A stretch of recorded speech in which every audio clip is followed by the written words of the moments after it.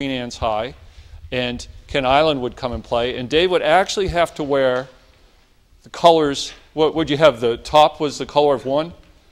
Blue and green. Yeah, so he'd be wearing both schools' colors at the same time.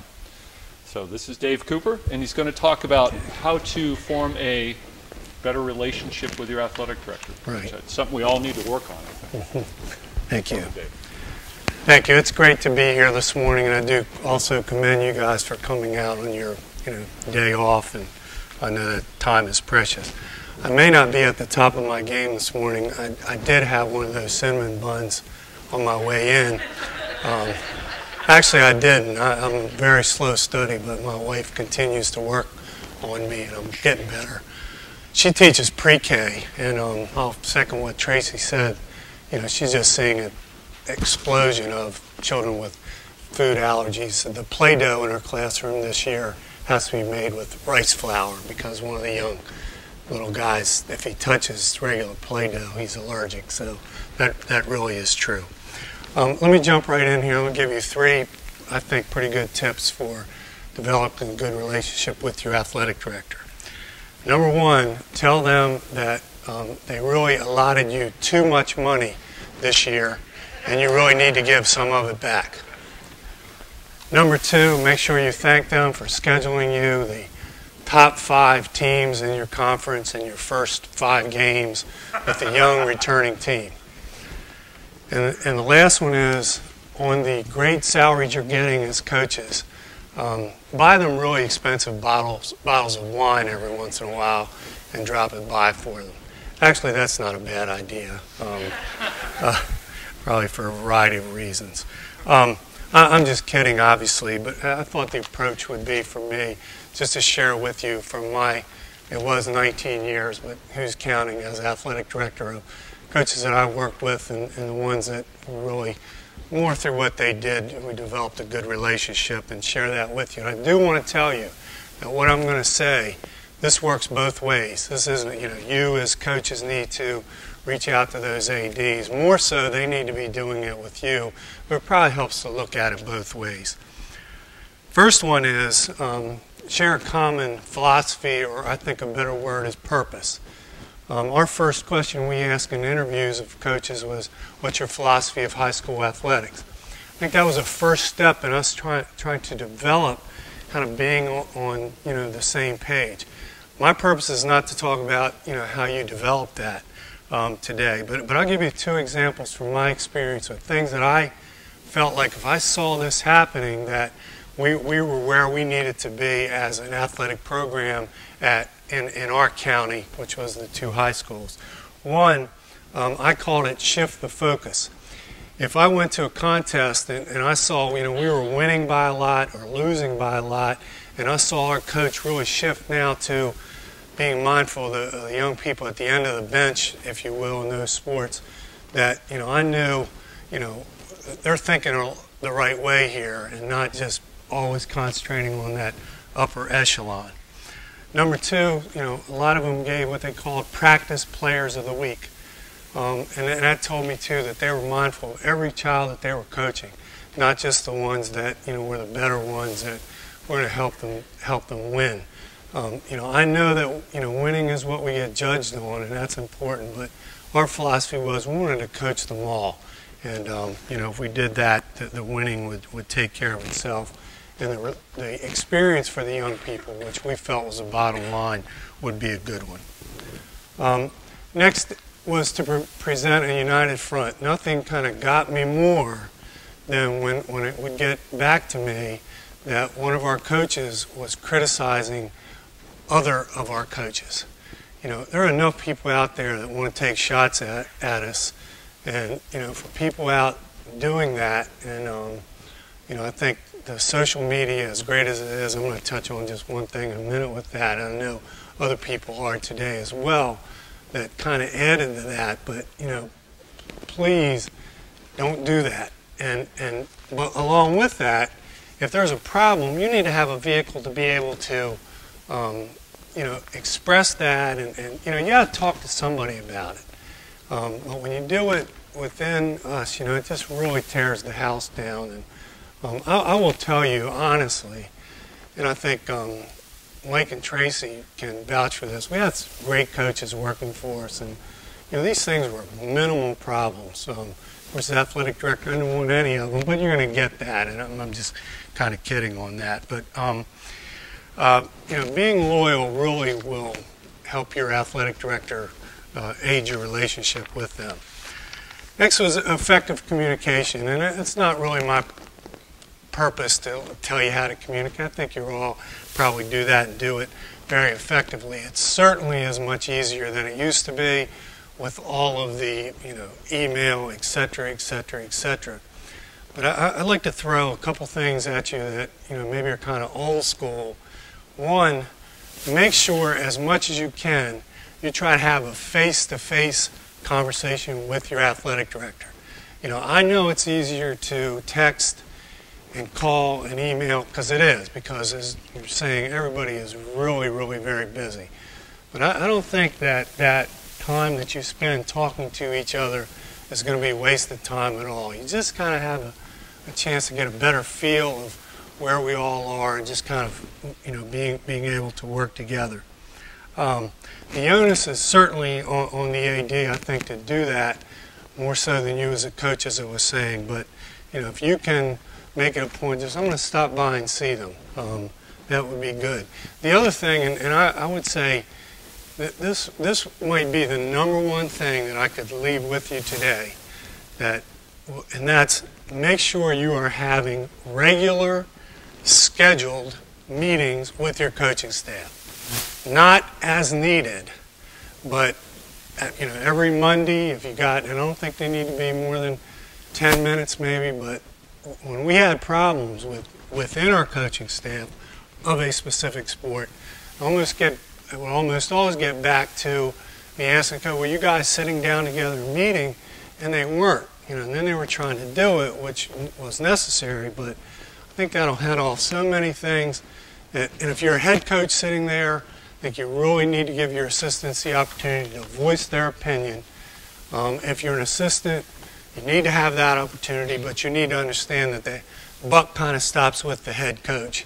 They get the final say. I think if you do that, you're going to solve some of the things because those things are so defeating when you have a problem like that and you have to back up and try to deal with that. They really and truly are. And the bottom line is they're taking away from what the main purpose is, and that's coaching the young people that you're working with as effectively as you can. Next, and this kind of goes with that, no surprises. As AD, I didn't want to hear something from somebody else about something that was going on the team. I think with the ability to connect with people, there's probably no excuse for that, but I think sometimes, this is human nature, that you think, well, I'm just going to wait. I don't want to tell them. There's nothing to be gained by waiting. Get it out there. Let's talk about it. We'll try to solve it together. So don't hit them with that, what's this? They're not going to like that. You'll help your relationship greatly if you just let them know. Proper use of social media, as I mentioned, a lot of people are going to talk about that, and I think you all know about this, but my rule, which didn't work, but was never put any judgments, especially about people, in there. We all know they potentially can go to the entire universe. Everybody can see that. Be very, very careful with that, because there's no defending that. If a coach did that and a parent came in or somebody else and was like, we're on damage control then. We're sorry, we know we shouldn't have. We'll try to do better next time. You don't want to have to do that if you can help it. I will tell you that we've had some coaches, and I bet you are all doing this, but they really struggle with the whole parent relationship thing. That's tough. You're going to have some. You're not going to have them all on your side, but I used to say to our coaches, you better try to have some on your side. But coaches who were having trouble started, regular emails to parents, just informational, if you'd like to talk to me. It changed it around for them. I don't really know why, but I think and email's how the world works. We all know that, and it really made a big difference with coaches and their relationship with parents that started doing that. Next is organization, and again, that's obvious. I say little things really do matter. And I'll give you another. It's maybe not the biggest thing in the world, but if you want to have a good relationship with your athletic director, I know I did, get your paperwork in on time. Both before the season starts, that's kind of a first impression, and then at the end of the season, the things that you're supposed to turn in, that's the lasting impression of doing that. That's just kind of taking care of your business. And that's a way of showing your athletic director that you are doing that. Have an appreciation and respect. I might not have included this had I not retired. But have an appreciation and respect for the athletic director position. You guys have tough jobs, and athletic directors do also. I mean, there's a lot. I know we had 21 different sports in our schools, about 77 teams, counting varsity, junior varsity, and freshmen. There's a lot of things there. And, I don't mean you have to kowtow to them or give them that bottle of wine, but, have that respect to that position. You certainly, again, need to expect to get that back from them. And I hope all of you are, and I'm guessing that all of you are. A couple things that may help you with that. You invite them to a contest or an event. And you may say, well, they should be coming anyhow. Well, if you have maybe it's your parents' day or event or some other special thing, make it a point to invite them and try to get them there. And, the second thing, when you have a problem, try to come with a solution to that problem. Now, they're the ones that really probably need to manage that. But, that was helpful because if all your athletic directors, coaches, just inundated with problems all the time, sometimes they start to get jumbled.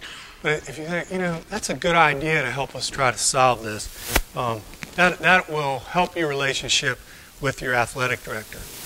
We have a saying on the Eastern Shore. How many of you are from the Eastern Shore? Okay, a few. The saying was, skin your own skunks. And that means that, your athletic director needs to be there for you. They need to support you. They need to help you do your job in all ways possible. But they can't do your job for you. And my story on that is the toilet paper story. One of our female coaches, and not that this was about the female coaches, it wasn't. It came from both sides, fortunately not a lot. But she came rushing in my office one day, and there's no toilet paper in the girls' locker room, and what are you going to do about it? Well, I know when we went down that she had gone by 2 custodians that could have been happy to take some in there. Well, the point is, that could have been solved by her.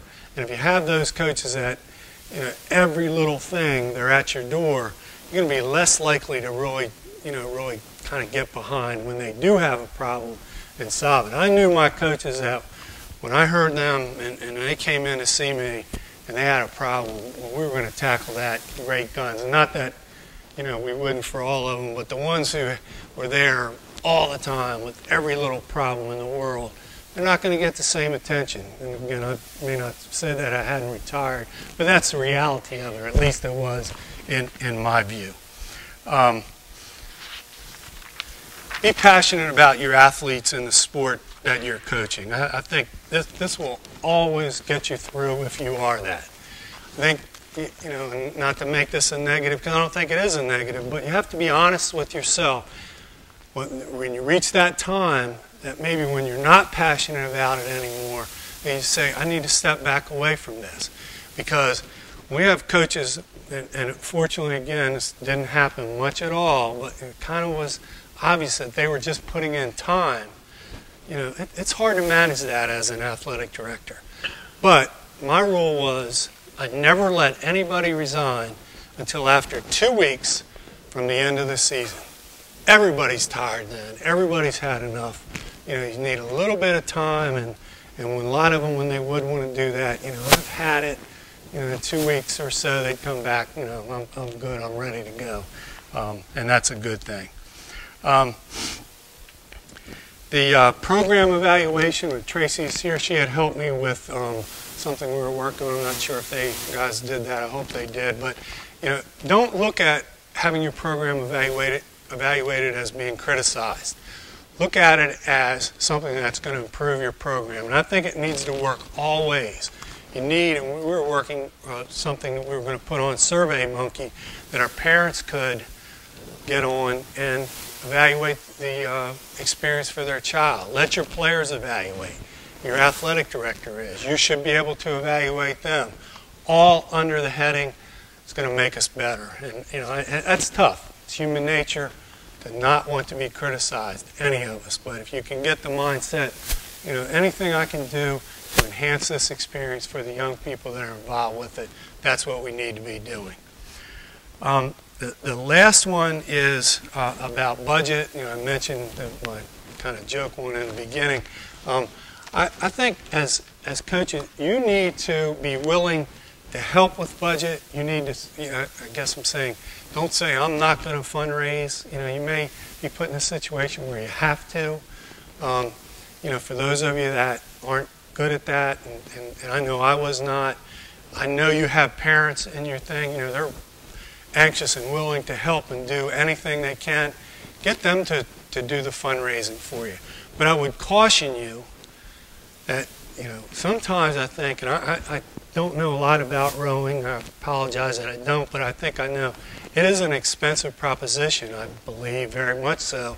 So I'm sure you're probably having to do that, but be careful of letting fundraising become the primary focus of your job. I think sometimes that can happen, and I can't give you a good answer how to keep it from happening, but remember, your job and task as a coach to young people that you're working with to the best of your ability, providing the things that they need and then want to enhance your program are a necessary part, but they can't be the main focus.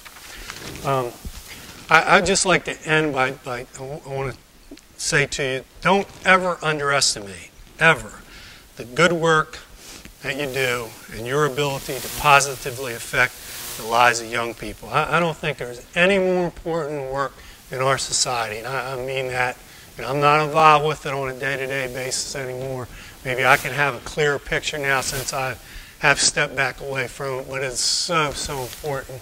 The life lessons, the experiences, and all the things that young people that are participating in athletics are gaining. It is really, really crucial. I would like to say, in my 20 seconds, again, to thank Mike and Tracy. It was a dream, I can tell you, absolutely, as an athletic director, to have parents like Mike and Tracy and the support that they gave me in my years on the job. They were wonderful, and I just hope that you guys in your athletic programs have parents like them that you can count on. No, if it was just you guys, I'd still be there, man. Well, how about this? Questions? I mean, this is the dark side. Here's a chance for you to get a peek more in depth. You could ask a question. Anybody have a question here? AD. Ian, you talk about skinning your own skunk, but at what point, parents are an issue, right? At what point did coaches tend to force parents on you, bring a parent issue to you, and when is that appropriate? You try to deal with it yourself, but... I steered away from the parent thing because when I was here 2 or 3 years ago, that was the topic. I said that's the 4-letter word in athletics, and it can be. But I didn't want to, because it can be a negative. But I felt like as athletic director, when our coaches were getting the parent thing, when it was really heating up, as athletic director, I wanted to try to take the heat off of them as much as I could, support them, let them come in and talk to me. But you need to give them an audience, and somehow, I don't know if that's the right term, but at the point, that's what I mean. Yeah, skin your own skunks, but when it gets to a certain point, that's go back to what I said. That's when you need your athletic director. They need to really support you and help you through that, because those are the things that make people think, I'm not sure I want to do this anymore. And that's unfortunate, but I think that's kind of the reality of it. But I'll tell you, and I think this is a positive. Somebody told me one time that it's a silent majority of parents. Most of them probably feel very good and about what you're doing and are happy with the experience. But the ones you hear from are the ones that want to get a piece of you. And that's why I go back to that survey monkey. Give them all a chance to express their feeling. I think that could keep some of the brush fires that you have happen, especially related to that, down. Does that answer your question? Can't you see a rowing shirt right now? Skin your own skunk? I think that's going to be a great one. Well, Dave, thank you so